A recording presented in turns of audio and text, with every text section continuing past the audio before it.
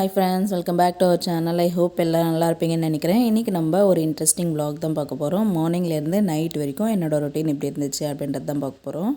So morning வந்து lunch packing வேலை வந்து இருக்குது, அதெல்லாம் பார்க்க போகிறோம். அதே மாதிரி நைட் டின்னருக்கு என் கிட்ஸுக்கு என்ன செஞ்சு கொடுத்தேன் அப்படின்றதெல்லாம் வந்து இந்த வீடியோவில் இருக்கும். வீடியோ இன்ட்ரெஸ்டிங்காக தான் போகும். இப்போ வாங்க வீடியோக்குள்ளே போகலாம். இன்றைக்கி மார்னிங் ஏஞ்சதுமே ஃபஸ்ட்டு சாதத்துக்கு தண்ணி வச்சுட்டேன். அதுக்கப்புறம் வெள்ளிக்கிழங்கு வந்து எடுத்திருக்கேன். அதை வந்து ஸ்நாக்ஸாக செஞ்சு கொடுக்கலாம் கிட்ஸுக்கு அப்படின்ட்டு அதுதான் ஃப்ரிட்ஜ்லேருந்து எடுத்து வேக வைக்க போகிறேன். ஸ்டவ்வில் ஒரு பக்கம் சாதத்துக்கு தண்ணி, இன்னொரு பக்கம் நம்ம இந்த வெள்ளிக்கிழங்கு வச்சுட்டோம் அப்படின்னா அது ஒரு பக்கம் வெந்துகிட்டே இருக்கும். இன்னொரு பக்கம் நம்ம வெஜிடபிள்ஸ்லாம் கட் பண்ணி வச்சுக்கலாம். ஸோ இந்த வெள்ளிக்கிழங்கு வந்து இட்லி பாத்திரத்தில் ஆவிலையும் வந்து வேக வைக்கலாம். அந்த மாதிரி தான் வேக வச்சு சாப்பிட்ணும் அப்படின்னு வந்து சொல்கிறாங்க. அப்போ தான் அதில் இருக்கிற எசன்ஸ்லாம் வந்து ஃபுல்லாக வந்து நமக்கு போகும் அப்படின்னு வந்து சொல்கிறாங்க. பட் இப்போ வந்து நான் தண்ணியில் தான் வேக வச்சுருக்கேன். தண்ணியில் கொஞ்சம் விட்டு வெள்ளிக்கிழங்கு போட்டு உப்பு போட்டு வேக வச்சு எடுத்துகிட்டு போகிறேன். ஸோ இந்த மாதிரி சாப்பிட்டு தான் நாங்கள் பழகியிருக்கோம். கிட்ஸுக்கும் அப்படியே பழகிட்டுனா. ஸோ புதுசாக வந்து இன்னொன்று வந்து ஸ்டார்ட் பண்ணலை. நெக்ஸ்ட் டைம் வந்து அது மாதிரி தான் செய்ய போகிறேன். நீங்கள் ஃபஸ்ட் டைம் செய்கிறீங்க அப்படின்னா இட்லி பாத்திரத்தில் அடியில் கொஞ்சம் தண்ணி விட்டு அது மேலே ஒரு பிளேட் வச்சு வெள்ளிக்கிழங்கு வச்சு மூடி போட்டு ஒரு 15 மினிட்ஸ் வந்து வேக வச்சு எடுங்க. அந்த மாதிரி சாப்பிட்றது தான் ரொம்ப ஹெல்தி அப்படின்னு சொல்கிறாங்க. நான் நெக்ஸ்ட் டைம் வந்து கண்டிப்பாக அந்த மாதிரி தான் செய்ய போகிறேன்.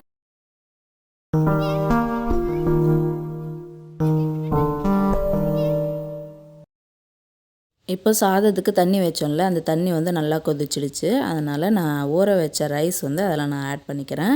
சாதம் வந்து பொங்கி வந்துடுச்சு அப்படின்னா அதை பிளேட் போட்டு மூடி வச்சுடுவேன். 10 நிமிஷம் கழித்து திரும்ப கொதிக்க விட்டு வடித்து வச்சுடுவேன்.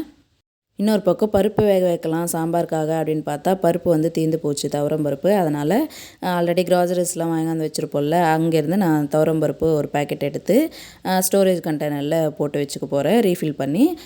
ஆல்ரெடி அந்த பாக்ஸ்லாம் வந்து வாஷ் பண்ணி கமுத்து தான் வச்சுருக்கேன். அதனால் டைரெக்டாக ரீஃபில் பண்ணி எடுத்து வச்சுட்டேன். இன்னொரு பக்கம் சாதம் பொங்கி வந்துடுச்சு. அதனால் அதை ஸ்டவ் ஆஃப் பண்ணி பிளேட் போட்டு மூடி வச்சுட்டு, அந்த ஸ்டவ் வந்து எம்டியாக இருக்கும்ல, அதனால் அதில் வந்து குக்கரில் பருப்பு போட்டு கொஞ்சமாக எண்ணெய் விட்டு அதில் தண்ணி விட்டு மூடி போட்டு பருப்பு வேக வச்சு எடுத்துக்கிறேன் சாம்பாருக்காக. சாம்பார் வந்து சௌச்சௌ சாம்பார் தான் செய்ய போகிறேன். பொரியல் வந்து பீன்ஸ் பொரியல் முட்டை போட்டு பரட்டி கொடுக்க போகிறேன். ஸோ இதுதான் என்னோடய லன்ச் மெனு இன்றைக்கி. எப்போவுமே வீட்டு வேலைகள் பெண்களுக்கு 2 வகையில் இருக்கும். அது வந்து ஒன்று குக்கிங், இன்னொன்று வந்து க்ளீனிங் ஆர்கனைசேஷன்லாம் இருக்குல்ல. குக்கிங்கை தாண்டி மற்ற வேலைகள் தான் இன்னொன்று. ஸோ இந்த 2 வகையில் ஒரு சிலருக்கு வந்து குக்கிங் வந்து ரொம்ப பிடிக்கும், அதை பிடிச்சி பண்ணுவாங்க. ஒரு சிலர் வந்து குக்கிங்கை தாண்டி இருக்கிற வேலைகள் வந்து பிடிக்கும், அதை பிடிச்சி பண்ணுவாங்க. பட் எல்லா லேடிஸ்க்கும் யாரை வேணால் நீங்கள் பாருங்கள், எல்லா லேடிஸ்க்கும் 2மே வந்து பிடிக்கிறது அப்படின்றது வந்து இம்பாசிபிள் அப்படின்னு தான் சொல்லணும். எனக்குமே அப்படி தான். குக்கிங் ரொம்ப பிடிக்கும், அதுக்கப்புறம் இருக்கிற வேலைகள் சுத்தமாக பிடிக்காது. பட் பிடிக்கல அப்படின்றதுனால அதை நம்ம செய்யாமல் இருக்க முடியாது. நம்ம தான் என்றைக்காக இருந்தாலும் செஞ்சு தான் ஆகணும். அதனால் அதை வந்து பிடிச்ச மாதிரி நம்ம மாற்றிக்கணும் அப்படின்னு வந்து நினச்சேன். அதுக்காக நான் என்ன பண்ணேன் அப்படின்னா, இப்போ கண்டென்ட்டுக்கு பேசிவிட்டு அப்புறம் நான் கண்டினியூ பண்ணுறேன். இப்போ நான் வந்து வெஜிடபிள்ஸ் எல்லாத்தையுமே கட் பண்ணி வச்சுக்கிட்டேன். இன்னொரு பக்கம் பீன்ஸ் வந்து கட் பண்ணி வச்சுக்கிட்டேன். அந்த பீன்ஸ் பொரியல் வந்து நான் முட்டை போட்டு பிரட்ட போகிறேன். அதுக்காக ஃபஸ்ட்டு பீன்ஸ் வந்து உப்பு போட்டு தண்ணியில் வேக வச்சு எடுத்துக்க போகிறேன். அதை ஒரு பக்கம் ஸ்டவ்வில் வச்சுட்டு இன்னொரு பக்கம் பருப்பு நல்லா வெந்துடுச்சு. அதில் சௌச்சௌ, வெங்காயம், தக்காளி எல்லாமே கட் பண்ணி வச்சுருக்கேன். அதெல்லாம் ஆட் பண்ணிக்கிட்டேன். அது கூட உப்பு, மஞ்சத்தூள், மிளகாய்த்தூள், பெருங்காயம் எல்லாமே போட்டு ஒரு தடவை நல்லா மிக்ஸ் கொடுத்துட்டு, தண்ணி பத்தலை அப்படின்னா தண்ணியும் ஆட் பண்ணிக்கலாம். நல்லா மிக்ஸ் கொடுத்துட்டு குக்கர் மூடி போட்டு ஸ்டவ் மேலே வச்சு ஒரே ஒரு விசில் வச்சு எடுத்துக்கலாம். 2 ஸ்டவ் மேலேயும் ஒன்று வச்சு விட்டுட்டேன். இன்னொரு பக்கம் சைடு கேப்பில் நான் வெள்ளிக்கிழங்கு வேக வச்சுருந்தேன்ல, அதை வந்து லஞ்ச் பாக்ஸில் போட்டு பேக் பண்ணி வச்சுக்கிறேன். இன்னும் கொஞ்சம் டைம் இருக்கிற மாதிரி இருந்துச்சுன்னா வாட்டர் பாட்டில் கூட ஃபில் பண்ணி எடுத்து வச்சுடுவேன். ஸோ இப்போ பீன்ஸ் வந்து நல்லா வெந்துருச்சு.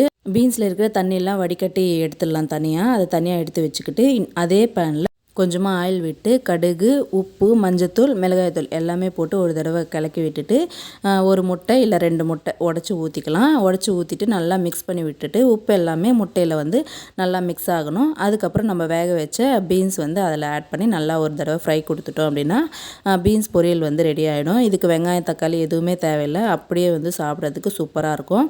இந்த மாதிரி முட்டையை தனியாக இந்த மாதிரி வதக்கி செய்யும்போது தான் அந்த முட்டை வந்து அந்த எல்லா பீன்ஸ்லேயும் நல்லா மிக்ஸ் ஆகும், சாப்பிட்றதுக்கு சூப்பராக இருக்கும். அதே மாதிரி நம்ம மிளகாய்த்தூள் போடுறோம்ல, அது நல்லா வந்து ஃப்ரை கொடுக்கணும், இல்லைன்னா காரமனம் வர்ற மாதிரி இருக்கும் முட்டை, பீன்ஸ் எல்லாமே. அதனால் நல்லா ஃப்ரை கொடுத்துட்டேன். கொஞ்சம் கருகிற மாதிரி உங்களுக்கு தெரியும், பட் அதை நல்லா ஃப்ரை கொடுத்தா தான் அந்த டேஸ்ட் வந்து நல்லாயிருக்கும், இல்லை காரமனம் வந்துடும். அதனால தான் அப்படி இருக்குது. இப்போ சாம்பாருக்கு காயெல்லாம் போட்டு விசில் வச்சோல்ல, அந்த காயெல்லாம் நல்லா வெந்துடுச்சு.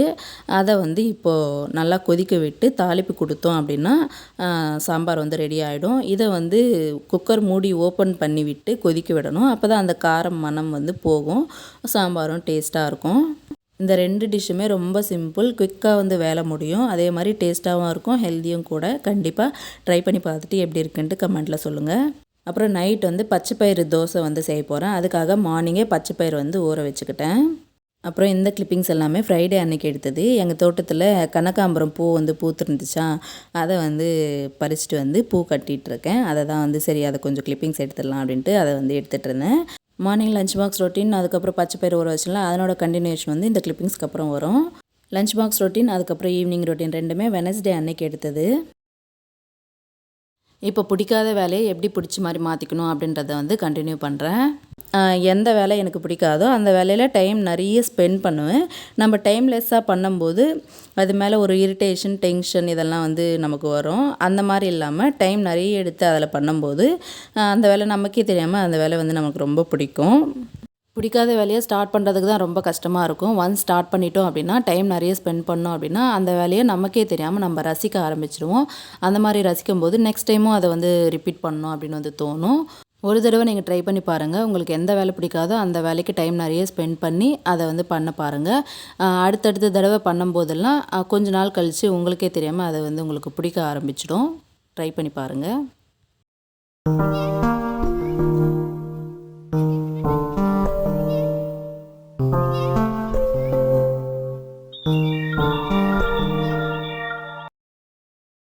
இப்போ வெனஸ்டே அன்னைக்கு நைட் டின்னருக்கு வந்து பச்சைப்பயிறு தோசை கூடவே உருளைக்கிழங்கு மசாலா வந்து செஞ்சுருக்கேன். இந்த மசாலா வந்து தோசை மேலே ஸ்டஃபிங் மாதிரி வச்சுக்க போகிறேன். அதுக்கு தகுந்த மாதிரி மசாலா வந்து ரெடி பண்ணிக்கலாம். இப்போ ஃபஸ்ட்டு பச்சைப்பயிறு மார்னிங் ஊற வச்சல அதை வந்து மிக்சியில் போட்டு ஃபைன் பேஸ்ட்டாக அரைச்சி எடுத்துகிட்டு வந்துடலாம். அதே மாதிரி ஃப்ரிட்ஜ்லேருந்து நார்மலாக நம்ம இட்லி தோசை ஊற்றுவோம்ல, அதுக்கு மாவு எப்படி ரெடி பண்ணுமோ அந்த மாவு தான் ஃப்ரிட்ஜ்லேருந்து வெளியே எடுத்து வச்சுட்டேன். அதில் தான் நம்ம இந்த பச்சைப்பயிறு பேஸ்ட் வந்து ஆட் பண்ண போகிறோம். ஃபஸ்ட்டு ஒரு பவுலில் நம்ம மிக்சியில் அரைச்சதை ட்ரான்ஸ்ஃபர் பண்ணி எடுத்துக்கலாம். அதுக்கப்புறம் நான் கிட்ஸ் மட்டும் அப்படின்றதுனால ஒரு 4 கரண்டி போல் இட்லி மாவு எடுத்து இந்த பச்சைப்பயிறு மாவும் கூட ட்ரான்ஸ்ஃபர் பண்ணி நல்லா மிக்ஸ் கொடுத்துட்டேன். ஏன்னா மீந்து போச்சு அப்படின்னா நம்ம ஸ்டோர் பண்ணி எடுத்து வைக்கிற மாதிரி இருக்கும். அந்த மாதிரிலாம் ஸ்டோர் பண்ணாமல் அன்றைக்கி நைட்டே வந்து காலி பண்ணிடலாம் அப்படின்ற பிளானோடு தான் பச்சைப்பயிறு வந்து ஊற வச்சுருந்தேன். அதுக்கு தகுந்த மாதிரி வந்து நான் மாவு எடுத்துக்கிட்டேன். இது எல்லாமே நல்லா மிக்ஸ் பண்ணி விட்டுட்டு பிளேட் போட்டு மூடி வச்சு ஒரு பக்கம் வச்சு விட்டுறலாம். இன்னொரு பக்கம் நம்ம மசாலா ரெடி பண்ணிக்கிறதுக்குள்ளே இந்த மாவு பச்சைப்பயிறு எல்லாமே நல்லா மிக்ஸ் ஆகி புளிச்சு வந்திருக்கும். ஒரு 1/2 hour கிட்ட அதே மாதிரி நான் வச்சு விட்டுட்டேன். இப்போ நம்ம அடுத்து உருளைக்கிழங்கு வேக வச்சு எடுத்துக்கலாம் மசாலாக்காக.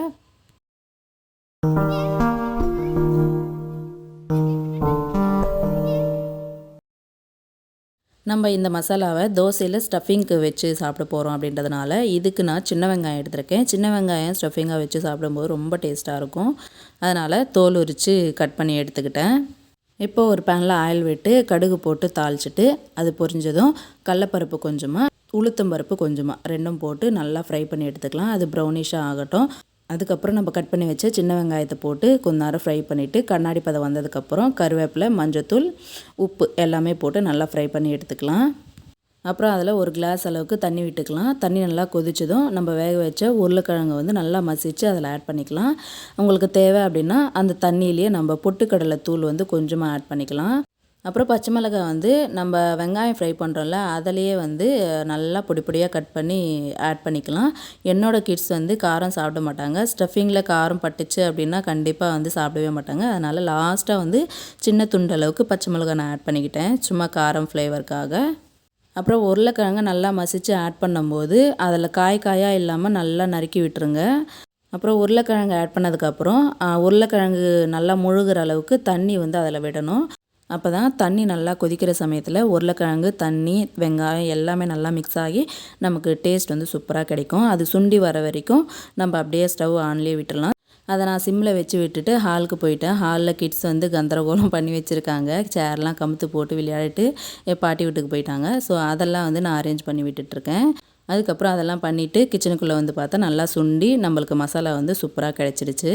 லாஸ்ட்டாக வந்து கட் பண்ணி வச்ச கொத்தமல்லி துருவி ஒரு தடவை ஃப்ரை பண்ணி ஸ்டவ் ஆஃப் பண்ணிவிட்டேன். இப்போ நம்ம பேன் வச்சு தோசை வந்து ஊற்றிக்கலாம். தோசை நல்லா ஊற்றி ஸ்ப்ரெட் பண்ணி விட்டுட்டு அதில் நம்ம இந்த ஸ்டஃபிங்கை தேவையான அளவுக்கு நம்ம வச்சுக்கலாம். ஒரு பக்கம் மசாலா வச்சு ஸ்ப்ரெட் பண்ணிவிட்டு இன்னொரு பக்கம் தோசை வந்து மடித்து விட்டு அப்படியே வந்து சைட் டிஷ்டே இல்லாமல் நம்ம சாப்பிட்டுக்கலாம். ரொம்ப டேஸ்ட்டாக இருந்துச்சு. கண்டிப்பாக ட்ரை பண்ணி பாருங்கள். இந்த வீடியோ உங்கள் எல்லாருக்கும் பிடிச்சிருக்குன்னு நம்புகிறேன். வீடியோ பிடிச்சிருந்தா like, comment, share and subscribe பண்ணிக்கோங்க. கூடவே பக்கத்தில் இருக்கிற பெல் ஐக்கான் கிளிக் பண்ணிக்கோங்க. Thank you friends. Bye bye.